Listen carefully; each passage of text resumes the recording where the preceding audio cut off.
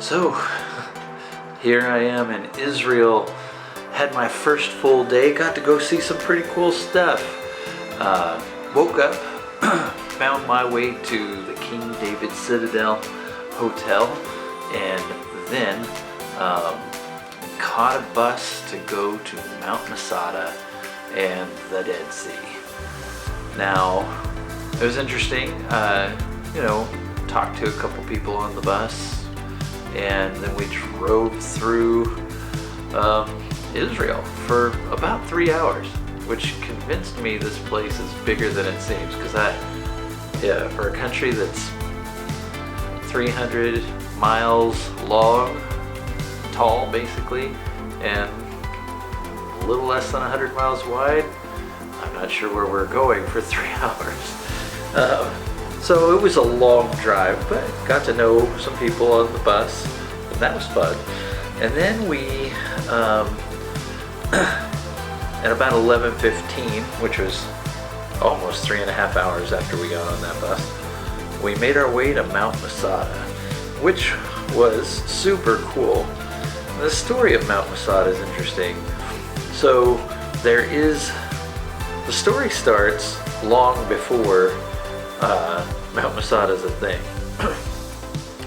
The state of Israel, the Jewish state at the time, was initially under the authority of the Greeks, and then the Greeks lost their authority, and eventually the Roman Empire gained authority over this land. Well, the Romans wanted somebody who could relate to the Jews to be basically a governor, but instead they called him a king. And this king was Herod. King Herod the Great. He built a large temple here in Jerusalem, but he also built a large palace on Masada, which overlooks the Dead Sea. This Masada is up on a plateau that it isn't easy to get to. So back then it was just basically a small path that led up to it, and built quite an ornate palace up there. Well, let's fast forward a little bit. Jesus, his time comes, and he predicts that there will be no stone left unturned for the temple in Jerusalem. And he said within an age, it might have been 40 years. Well, about 40 years after Jesus was crucified, resurrection, that whole time period, the Jews decided it was time to rebel against the Romans, and they did. And the Romans came in force, starting from the north, working their way down, and they destroyed basically everything. Well, a few rebels, I don't know how many, a couple hundred, and their families, went to King Herod's palace on Masada.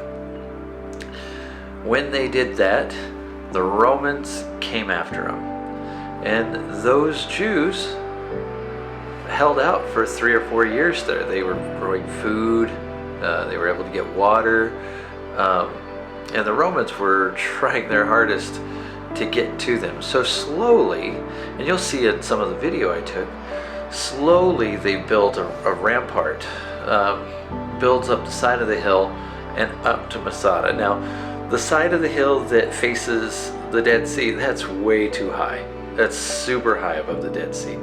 But the side that faces away from the Dead Sea is a way that they could get there more easily. So they started building that rampart, built fortifications, built a way to, the Romans built a way to get in.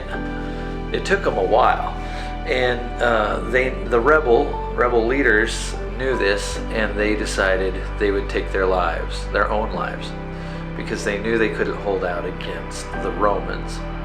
So when the Romans, I don't know if it's a day or two later, I don't know how long it was, when the Romans finally breach this fortress on top of Mount Masada, they find nothing living.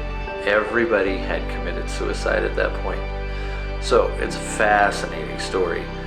And interestingly enough, on this tour, there are 3 ways to get to the top of Masada. The most popular way is from the Dead Sea, and you can purchase a tram ticket to get to the top. Then the other way, also on the side of the Dead Sea, takes you up a pathway, and I saw it, and boy, that thing looked treacherous. And then the third way, which is on the opposite side, the same way the side that the Romans were on. Well, the Romans were all over them. There were about, I don't know, did they say 5, 6? It might have been 8 camps. So the Romans, anyways, where they built the rampart, the government has built a way to get up from this other car park. So, and it's the least popular side. Well, the other 2 sides were being worked on, both the tram and the pathway that you normally take to get up there. A lot of people take that way. I cannot imagine. That is a huge hike. And anybody who's done that, more power to you. I'm glad I took the shorter one, which was hard enough for me. And I've hiked some things. So, anyway, my point is, what a fantastic place. And it was real neat because I got to meet quite a few people. They're super cool people on that trip. I mean, it seemed like people were very friendly by the end. Shout out to Guatemala. You know who you are. And several other people, just a great group of people. When we left Mount Masada, we went back down the same way, and we drove back kind of the same way through a town called Arad. I want to say Arad, but it's Arad. And then you head east down the hill quite a ways to the Dead Sea, which is some 450 meters below sea level. And when we got there, I wasn't going to swim, but then I got talked into it. So I was in my chonies swimming in the Dead Sea. So yeah, I don't usually do that, but I was like, okay.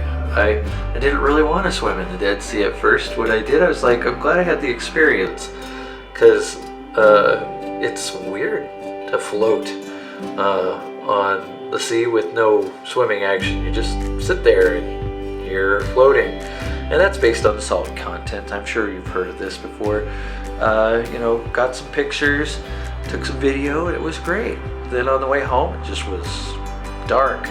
It took us, this trip was supposed to be 8 hours and 45 minutes. It took us 10 and a half, and they cut out the Ein Gedi portion of that because of the work that was done.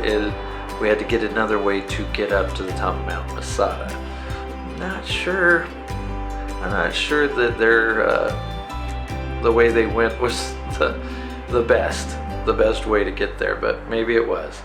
I think maybe if they'd come the opposite direction, it'd been fine. Maybe they didn't want to drive up that hill, which is kind of crazy. But it was so far so good. Been a good trip, and I hope you like this video. And if you did like it, you could thumbs up us and subscribe to our channel. And we really appreciate you watching our video, and we hope it serves some purpose to inform you about where we're going in our journeys. So, all right, I will talk to you later.